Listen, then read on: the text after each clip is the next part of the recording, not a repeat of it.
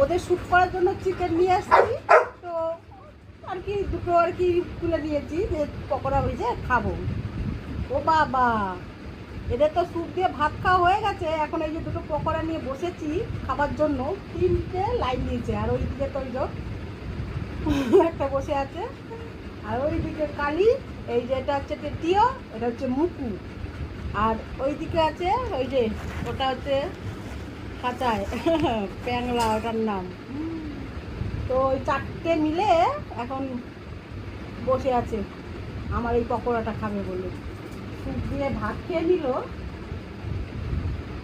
ওদের ভাত খেয়ে আমি চেয়েছি, এই তোরা তো ভাত খেলি বল, আমি যখন তোদের থেকে চিকেন নিয়ে আমি পকোড়া ভাজছি বলে তোদের খুব রাগ না?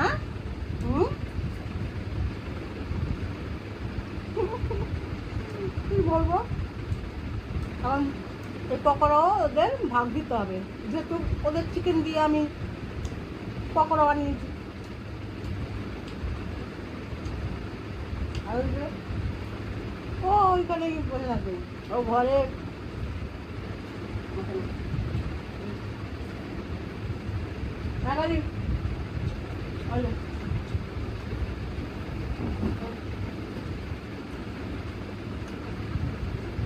আর নেই, শেষ।